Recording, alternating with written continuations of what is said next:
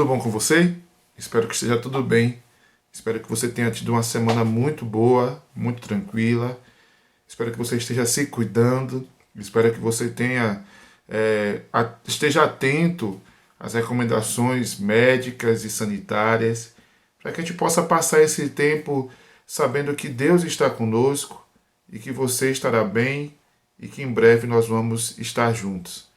Esta noite de domingo, hoje é o primeiro domingo do mês de maio, o mês dedicado à família, o mês que a gente celebra a família. Daqui a uma semana nós teremos o Dia das Mães e eu espero que você possa desfrutar desse tempo com a sua família também.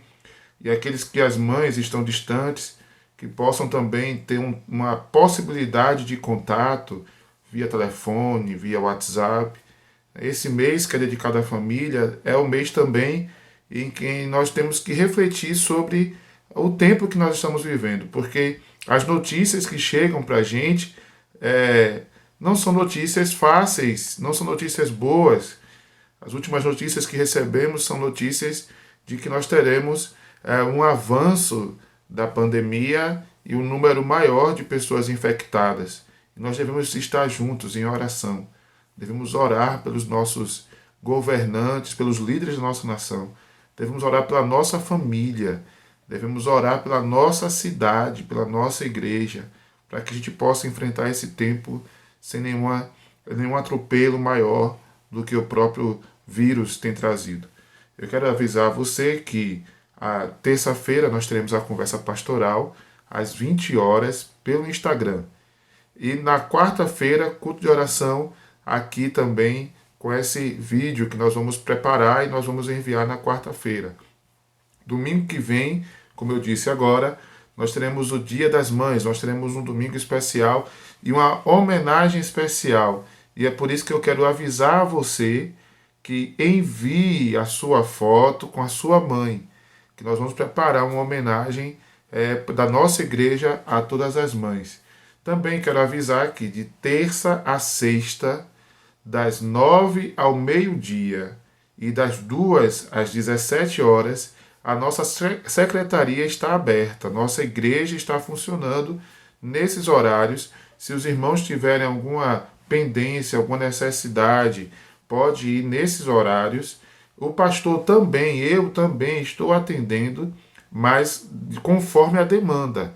Então, em primeiro lugar, se pudermos conversar virtualmente, nós vamos conversar.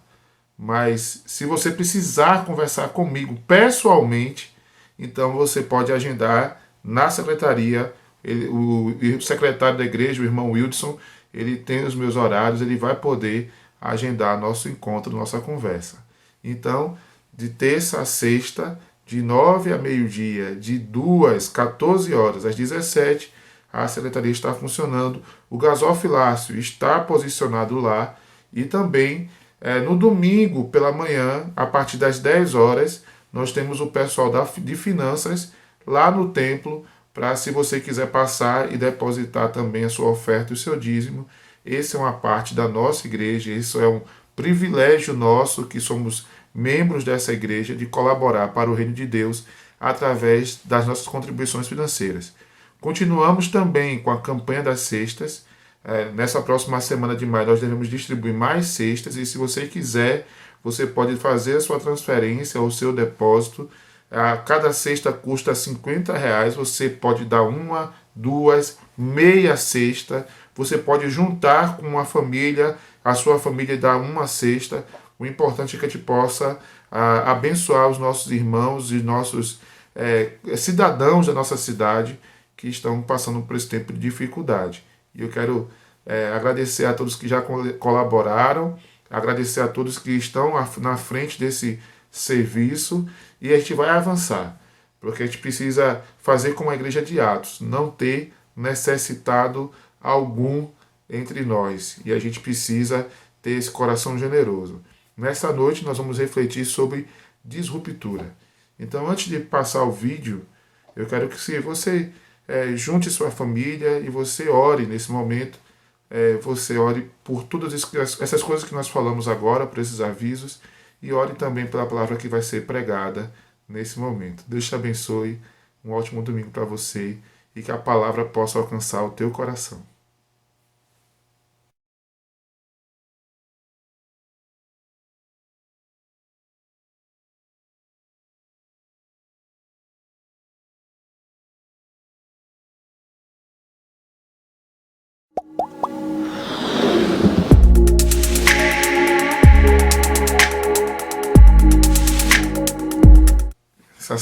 Essas semanas, na verdade, eu fui atingido por uma palavra. Eu estava conversando com o pastor Edson Santos, o pastor da Igreja Batista 7 de Setembro, em Piauí, e ele me falou no meio da conversa, essa conversa está aqui no nosso canal também, ele me falou dessa palavra, citou essa palavra, disruptura. E essa palavra passou na conversa, eu confesso que não prestei muita atenção na hora, gravei essa palavra, sei que foi ele que me disse, mas durante essa semana que tive conversa com o pastor Edson, também assistindo o pastor Josué Campanhã, que é o diretor-geral da Envisionar, ele que lidera o Summit, ele que é um pensador de liderança entre nós hoje, ele explicou essa palavra, ele conceituou essa palavra, disruptura. E ele falou que a gente está vivendo esse momento de disruptura. E essa palavra ficou reverberando na minha cabeça, no meu pensamento, e passei essas 2 semanas lendo, estudando, assistindo alguns vídeos. Passei essa semana tentando absorver o que essa palavra poderia significar para mim e para a minha igreja. Essa palavra disruptura, segundo Josué Campanhã, é o momento que nós estamos vivendo, de uma descontinuidade temporal. Nós vivíamos um tempo, um jeito de ser, um jeito de fazer, e a partir de agora nós não viveremos do mesmo jeito. Aquele mundo que a gente conhecia em março, agora que já estamos em maio, já não existe mais. Muito dificilmente a gente vai ver pessoas se aglomerando num restaurante. A gente vai preferir esperar a nossa vez lá de fora e não ficar na aglomeração. A gente aprendeu que devemos lavar as mãos e como lavar as mãos e ensinamos nossas crianças a fazer isso. Também nós começamos a perceber que esse aparelho, essa conectividade, essa conexão pessoal pode acontecer virtualmente. Como o pastor Edirnei Kivitz diz, virtual não é o inverso, não é igual a irreal. Não é sinônimo de irreal. Virtual é real. Virtual é o antônimo de presencial. A igreja está presente mesmo que não fisicamente. Ela é real nessa rede de conexões, onde a gente pode conversar também, interagir, e nós temos tentado fazer isso. Inclusive, eu quero incentivar o irmão e a irmã a procurar no seu ciclo de amizade, no seu ciclo de comunhão, pessoas que não estejam recebendo esses vídeos, esses materiais, que estejam de alguma forma distante da gente e possa abençoá-los com o seu conhecimento, explicando como eles podem ter acesso aos vídeos, aos textos e às nossas programações virtuais. Mas nesse tempo também de disruptura, me veio à cabeça, à mente, a reflexão, como será o futuro? O que é que nós vamos ser ou como nós vamos fazer quando voltarmos ao que a gente acha que é a normalidade?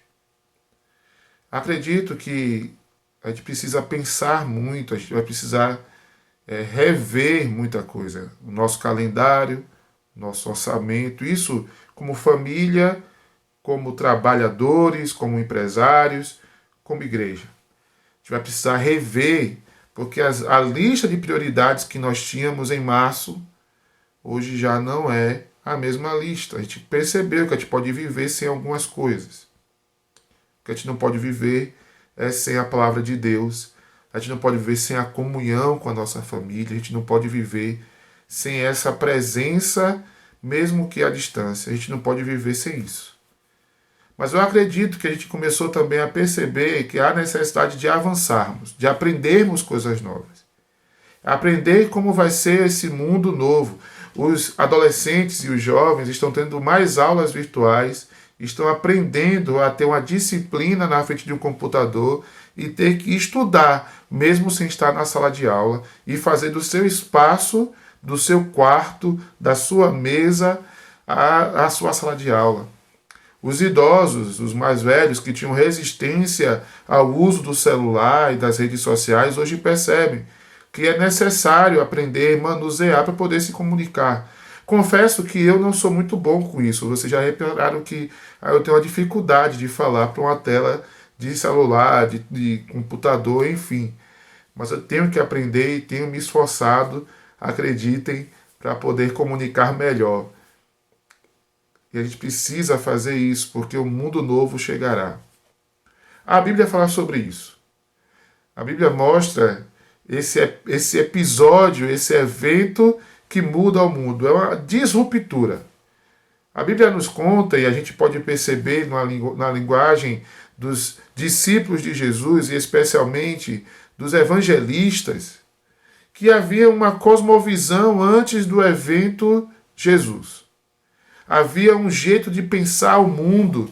Os religiosos, eles tinham uma série de ideias, uma série de conceitos que explicavam o agir de Deus. Como Deus agiria na vida do povo dele.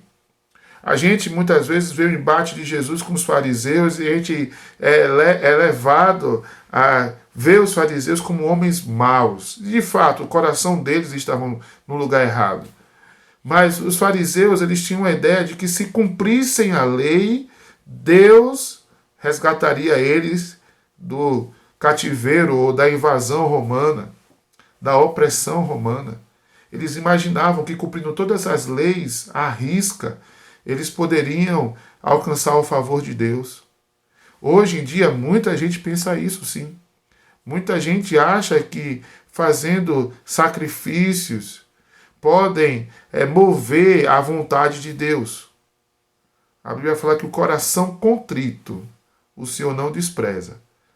Mas muitas pessoas estão tentando obrigar Deus a fazer o que eles querem, elas próprias querem. Jesus, em Lucas, no capítulo 4, a partir do verso 14, ele está na sinagoga, um lugar onde os judeus da diáspora, em especial, depois da invasão babilônica, e eles continuam tendo a sinagoga, e eles se reúnem para ler e aprender a palavra de Deus.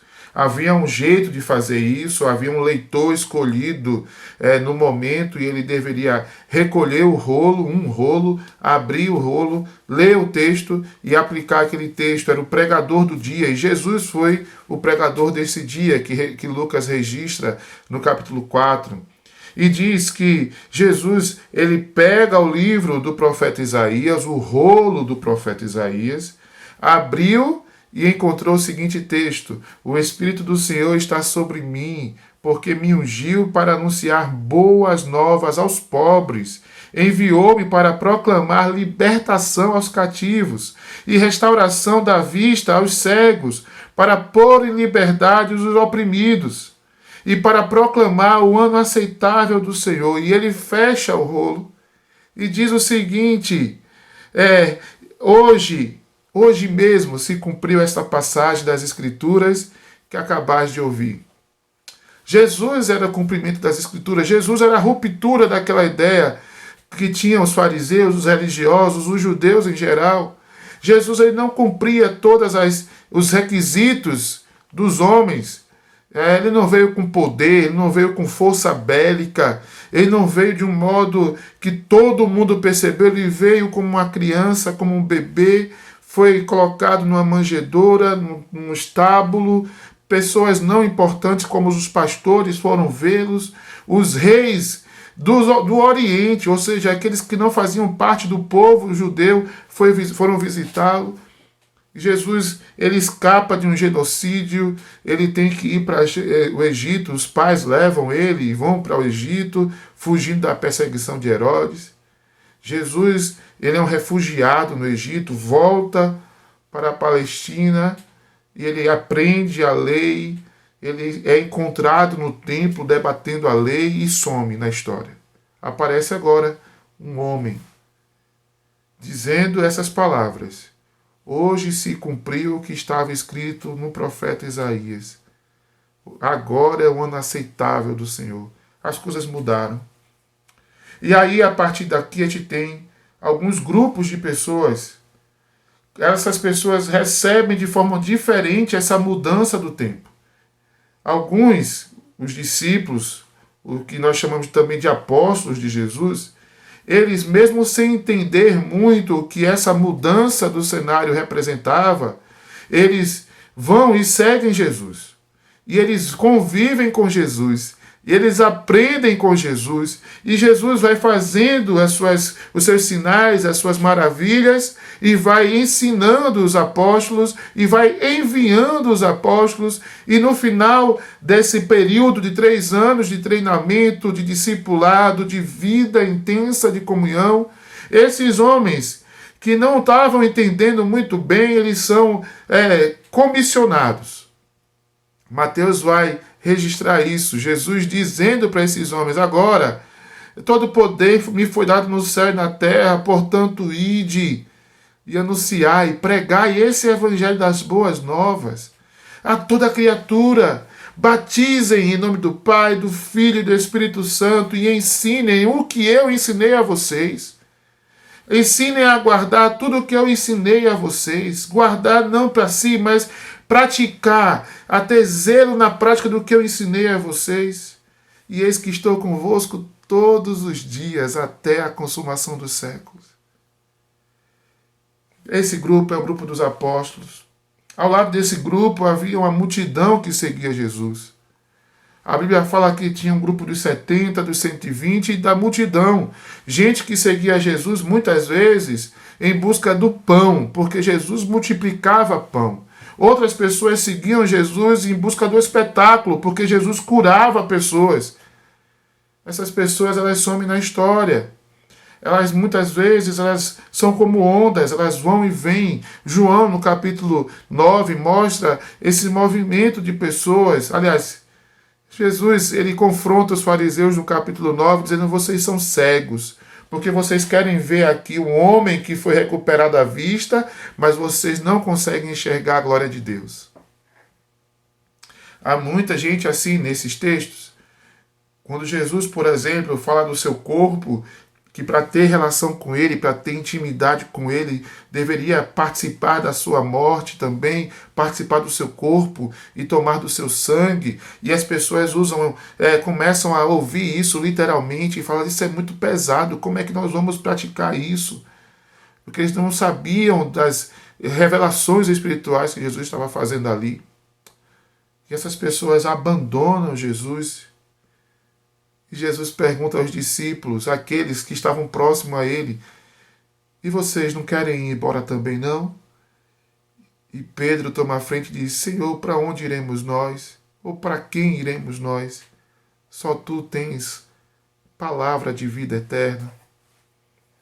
Há o grupo daqueles que estão ao redor de Jesus em busca dos sinais, do entretenimento. Uma multidão. E há também aqueles que resistem à mudança, resistem a Jesus, muitas vezes esperando controlar as coisas, controlar a religião, controlar as pessoas através da religião. Esses são os religiosos, os fariseus, os saduceus, os escribas, esses homens que se dedicavam à lei e que queriam praticar a lei de uma forma completa, total, a fim de obter de Deus o favor. Pessoas boas, mas resistentes a Jesus e resistentes à mudança. Nós estamos vivendo um tempo de mudança. Mas nós já temos Jesus conosco. Nós estamos vivendo um tempo de ruptura. Vamos precisar tomar uma atitude, ter uma atitude frente às mudanças. A igreja não vai ser mais a mesma. Nós não vamos poder Imaginar que muito em breve, as pessoas me perguntam isso, pastor, quando a gente vai voltar aos cultos? Eu sempre tenho respondido quando for seguro. Quando for seguro. Eu gostaria que fosse muito em breve, mas isso vai depender da segurança. Porque nós sabemos que nós não vamos poder viver mais em comunidade, aglomerando pessoas, sem uso de máscaras, sem acesso ao álcool gel, sem possibilidade de lavar as mãos bem, lavar completamente e com tanto equipamento como material de higiene adequado. Nós vamos ter que adequar a nossa vida, vamos ter que adequar a nossa rotina, seja na igreja, seja no seu trabalho, seja na forma como você faz as suas compras e traz para casa, na higienização da sua casa, na higienização do seu carro, se você tem carro. A gente vai ter que repensar muita coisa. Aqueles que foram resistentes a Jesus, resistentes à mudança que Jesus trouxe, nós hoje olhamos para ele e temos a consciência de que eles erraram. Eles não perceberam a mudança do tempo. Nós precisamos perceber a mudança do tempo também. Aqueles que estavam em busca de entretenimento, do espetáculo, aqueles que querem o culto no templo porque é uma forma de sair de casa e de assim se distrair do mundo, precisa repensar. Porque Jesus chama essas pessoas e diz: você tem que fazer parte do meu corpo, você tem que comer do meu corpo, beber do meu sangue, ter intimidade comigo. O espetáculo não é o mais importante é a comunhão comigo. Nós vamos voltar aos cultos, sim. Culto é importante, o templo é importante. Mas antes disso, a comunhão com Jesus. O culto não é entretenimento. O culto não é espetáculo. O culto é a reunião daqueles que foram remidos e lavados pelo sangue de Jesus. A reunião daqueles que querem adorar com alegria a salvação recebida em Cristo Jesus. Nós vamos voltar a este culto que é feito não por obrigação, não por uma religiosidade fria, distante e sem consciência. Nós vamos voltar a ter culto, mas acredito que agora, um culto que seja a expressão do coração da gente, um culto de gratidão. Mas especialmente nós precisamos ser discípulos.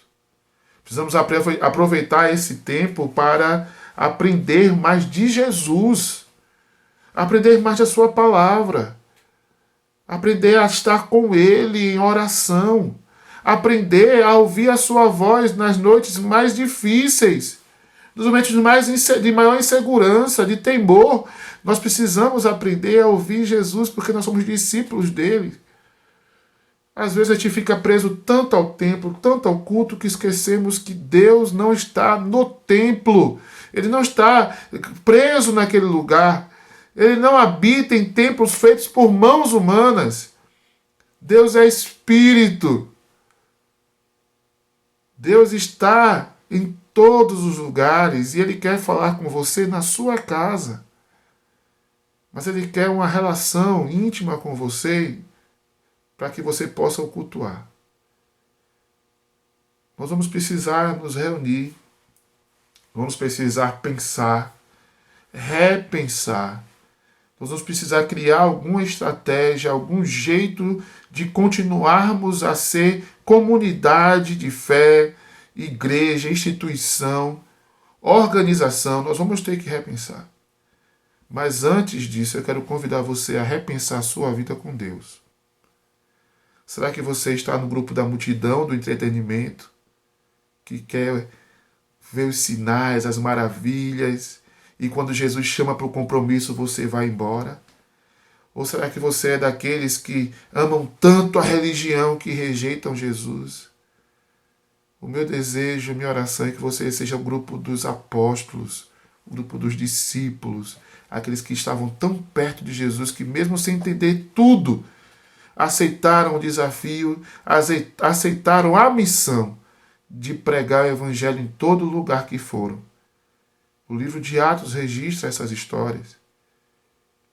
Esses homens foram ao mundo E o livro de Atos diz que esses homens transtornaram o mundo com o evangelho, tornaram o mundo de ponta cabeça, mostraram que era novo tempo.